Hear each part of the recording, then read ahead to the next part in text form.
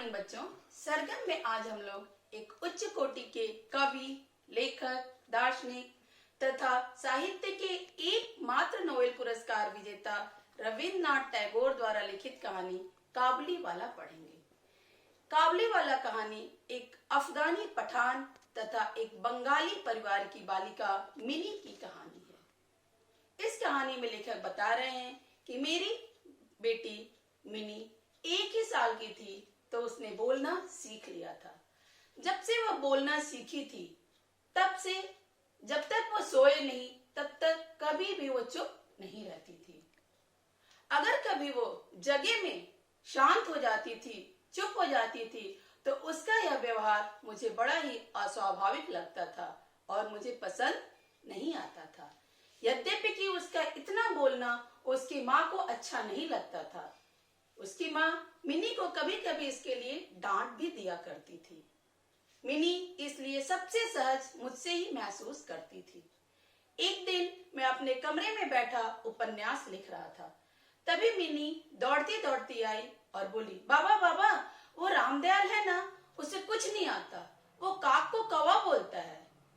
इसके पहले कि मैं उसे भाषा की विविधता के बारे में समझाता, मिनी ने अपना दूसरा प्रश्न दाग दिया। उसने कहा, बाबा बाबा, वो भोला है ना, वो कहता है आसमान में हाथी सूंड में पानी भरकर फेंकता है तभी बरसात होती है। इसके पहले कि मैं उसके प्रश्न का उत्तर देता, वह बोलकर चली गई और जाकर खेलने लगी। मेरा घर सड़क के किनारे था। मिनी खिड़की से एक काबुलीवाला जा रहा था, उसे आवाज देने लगी, काबुलीवाले, ओ काबुलीवाले। मिनी की आवाज सुनकर काबुलीवाला हमारे घर की तरफ आने लगा। उसको आता हुआ देखकर मिनी डर के कमरे के अंदर भागकर चली गई। काबुलीवाला आया, मुझे सलाम किया। मैंने काबुलीवाले से थोड़ा सौदा खरीदा। काबुलीवाले ने कहा, साहब, आप अपनी बच्ची को थोड़ा बुला देंगे क्या? मैं मिनी के डर को दूर करने के लिए उसे बाहर बुलवाया। मिनी आकर डर के मारे मेरे पैरों को पकड़कर घुटने से चिपट गई। मैं उसके डर को दूर करना चाहता था, इसलिए उसे काबुलीवाले से मिलवाना चाहता था। लेकिन मिनी की यह सोच थी कि काबुलीवाला जो कंधे पर झोली टांगा हुआ है, उस झोली में वह उसकी तरह नन्ही नन्ही बालिकाओं को पकड़कर रखा है। मिनी और काबुलीवाले का पहला परिचय कुछ इस प्रकार हुआ। इसके पश्चात एक दिन मैं कहीं काम से बाहर जा रहा था। मैंने देखा काबुलीवाला और मिनी दोनों हंस हंस कर एक दूसरे से बातें कर रहे हैं। मेरे पश्चात काबुलीवाला ही एक ऐसा व्यक्ति था जो मिनी की बात को इतने ध्यान से सुन रहा था। जाते जाते मैंने देखा मिनी की झोली किशमिश बादाम से भरी हुई थी। मैंने काबुलीवाले से कहा, तुम इसे यह सब क्यों देते हो? अब नहीं देना। ऐसा कहकर मैं उसे अठन्नी देकर बाहर काम से चला गया। आकर मैं देखता हूँ कि उस अठन्नी के पीछे मिनी की माँ बड़ी क्रोधित है। कारण पूछने पर पता चला कि इसने काबुलीवाले से अठन्नी वापस ले लिया। इसके पश्चात काबुलीवाला रोज ही उस गली कूचे में मेवे बेचने आता और थोड़े से मेवे मिनी को दे देता। इस तरह वह थोड़े थोड़े से मेवे देकर मिनी के छोटे से हृदय पर अपना अधिकार कर लिया था। काबुलीवाला और मिनी एक दूसरे के अच्छे दोस्त हो गए थे। काबुलीवाला आता और मिनी से कहता, तुम ससुराल जाओगी? मिनी काबुलीवाले से पूछती, तुम जाओगे? काबुलीवाला कहता, हम ससुर को मारेगा। मिनी उस समय ससुराल का मतलब नहीं समझती थी। एक दिन सवेरे सवेरे कुछ शोर सुनाई पड़ा, कुछ काबुलीवाले के मुंह से, कुछ पुलिस वाले के मुंह से। पता चला कि काबुलीवाले ने किसी को छुरा मार दिया है। दरअसल में हुआ यह था कि काबुलीवाला ठंडी के समाप्त होने पर अपने देश अफगान चला जाता था। जाने के पहले वह जिसे भी उधार सौदा दिया रहता था उससे अपने पैसे मांगता था। हमारे एक पड़ोसी को भी उसने उधार कुछ सौदा दिया था।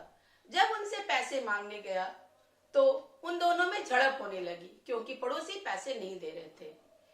इसलिए काबुलीवाले ने उनके ऊपर छुरा चला दिया। मिनी उसी समय दौड़ते दौड़ते कमरे से बाहर आई और काबली वाले, ओ काबली वाले कहकर चिल्लाने लगी।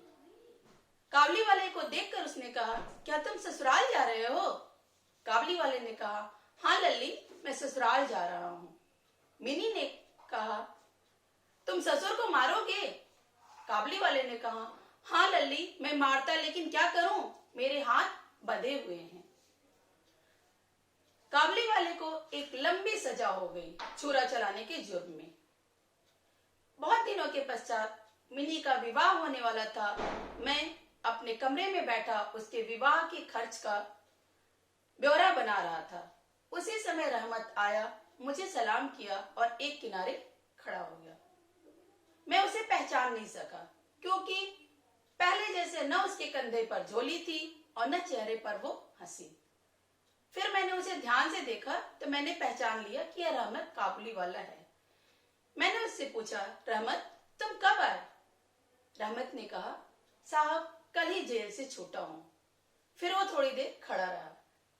मैंने उससे कहा, आज हमारे घर में कोई बहुत जरूरी काम है, तुम अभी जाओ, बाद में आना। काबली वाला थोड़ी देर खड़े रहने के पश्चात बोला, साहब क्या मैं बिटिया से मिल सकता हूँ क्या? मैंने कहा, नहीं, आज बहुत जरूरी काम हमारे यहाँ चल रहा है, अभी तुम जाओ। काबली वाला आगे बढ़ा। इसके पहले कि मैं उसे आवाज देता, वह लौट कर आया और आकर अपनी जेब से थोड़े से मेवे निकाला और निकाल कर मुझे देते हुए बोला, साहब यह मैं थोड़े से मेवे लाया हूँ, यह बिटिया को दे दीजिएगा। मैंने मेवा लिया और उसे पैसे देने लगा। काबली वाले ने कहा, साहब मैं यहाँ सौदे बेचने नहीं आता हूँ, आपकी बेटी की तरह ही मेरी भी एक बेटी है, मैं उसकी याद में यहाँ पर आता हूँ और आपकी बेटी में मैं अपनी बेटी को देखकर प्रसन्न हो जाता हूँ। उसने अपने पॉकेट से एक कागज का टुकड़ा निकाला जिस पर उसकी बेटी की तस्वीर बनी हुई थी। उसने उस टुकड़े को मुझे दिखाया। उसे देखकर मेरी आंखें नम हो गई। मैं कुछ भी सोच नहीं पाया कि आज मिनी का विवाह है, उसे बाहर आना चाहिए कि नहीं आना चाहिए। मैंने मिनी को बाहर बुलवाया। मिनी शादी के जोड़े में सजी धजी गहनों में आकर के लजाती हुई, शर्माती हुई खड़ी हो गई। काबली वाला सोच रहा था शायद मिनी वही होगी जो पहले नन्ही सी चुलबुली सी बालिका थी और मुझे देखते ही वो काबली वाला चिल्लाने लगती थी। मिनी को देखकर काबली वाला हतप्रभ हो गया। वह ख्यालों में खो गया। उसे लगने लगा उसकी भी बेटी अब इतनी ही बड़ी हो गई होगी। मैं काबली वाले को जब ऐसी अवस्था में देखा तो मुझे अंदाजा लग गया कि वह अपनी बेटी को याद करके दुखी हो रहा है। मिनी अंदर चली गई। मैं अपने जेब से थोड़े से पैसे निकाला और काबली वाले को देते हुए बोला, यह लो पैसे और तुम अपने देश अफगान अपनी बेटी के पास वापस चले जाओ। यहाँ पर यह कहानी समाप्त होती है। धन्यवाद। आपका दिन मंगलमय।